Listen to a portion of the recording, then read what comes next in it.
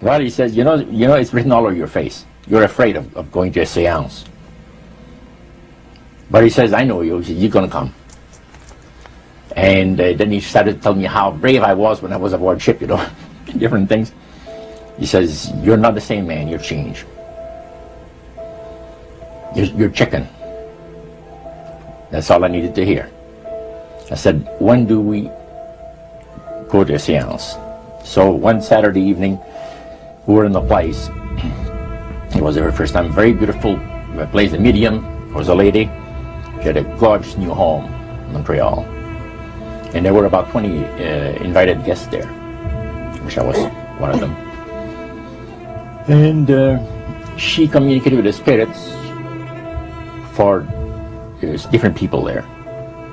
And they were telling them what the spirit said. One man said, I would like to talk to my friend that died 6 months ago. But I don't want him to appear. Just want to talk to him. Because he says, I don't trust you talking to my friend for me. So the medium says, let me inquire of the spirit. Yeah, the spirit will talk with you. And that big masculine voice was heard in the place. It says, hi Frank. It's nice of you to ask for me to talk with you. And they had a little chat. And after it was over, Frank says, this is the greatest thing on earth, to be able to talk with the spirits of the dead. Then the medium said, we have a very special surprise tonight for you people. A spirit will manifest itself openly here in a few minutes. And it's like a big gust of wind hit the building. And right through the wall. Now the lights weren't terribly bright, but they were like living room lights. A couple of floor lamps and maybe some of these. And that translucent being seemed to come right out of the wall.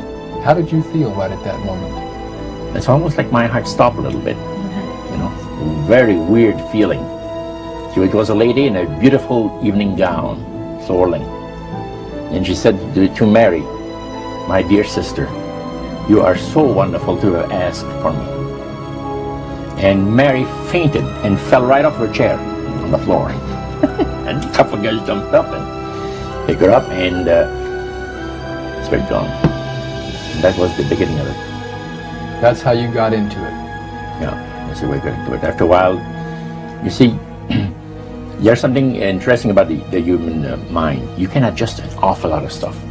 You can adjust to a lot of things that would terrify you to begin with. After a while, they become common and ordinary. So you mean contact with the supernatural can become commonplace and ordinary and doesn't bother anybody? Yeah. In other words, the more that you do it, you're not uncomfortable. That's right. It's just not an uneasy feeling. Yeah. So how did you feel about it? Then I got into a secret society that worshipped the spirits, you see. Well, how is that different from the seance, Roger? It happens that the seance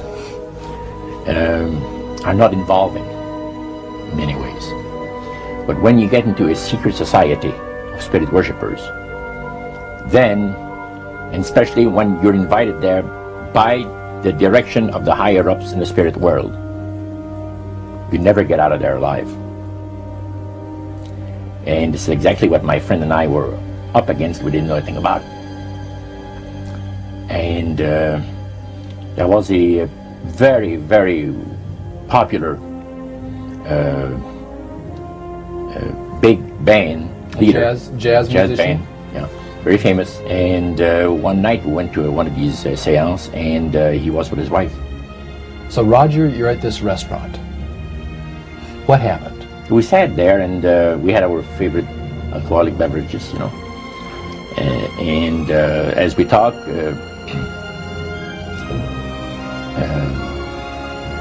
the band leader says, I want power. I go right to the source of power. And he says, how do you think that I became famous the way that I am?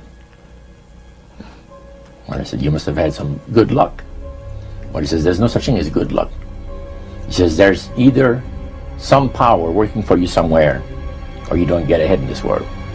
Not in my type of occupation. So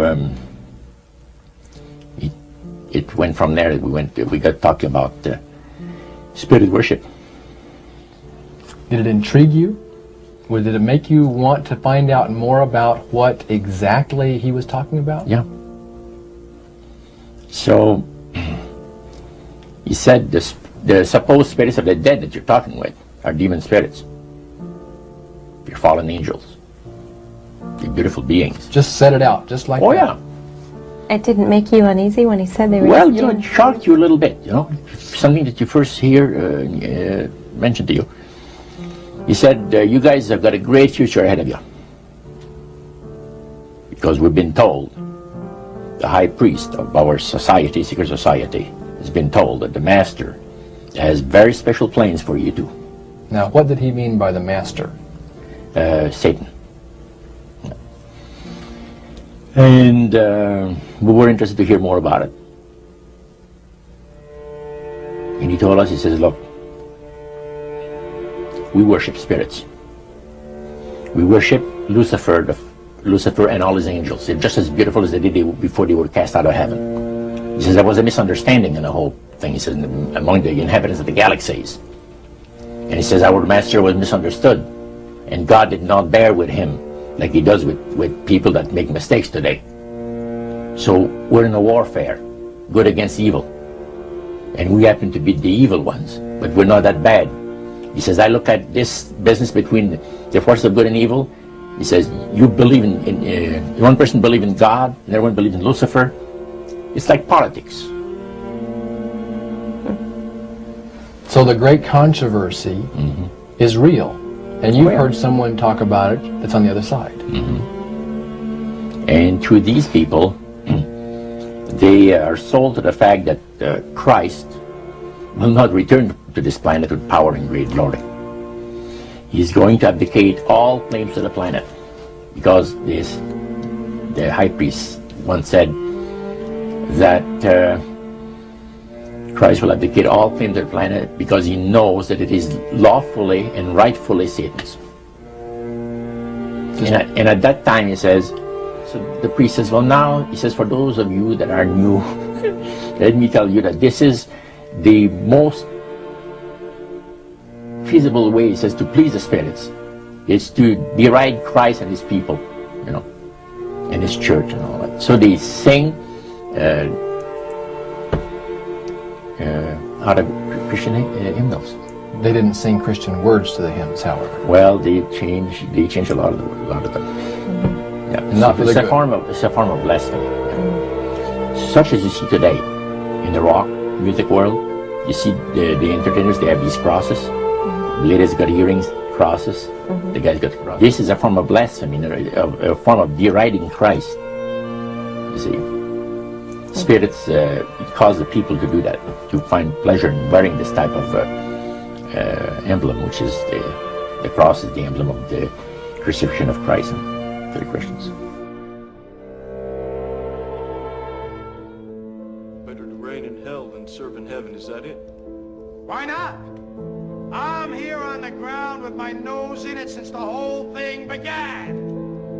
I've nurtured every sensation man has been inspired to have. I cared about what he wanted, and I never judged him. Why? Because I never rejected him. In spite of all his imperfections, I'm a fan of man. I'm a humanist. Maybe the last humanist. Who in their right mind, Kevin, could possibly deny the 20th century was entirely mine?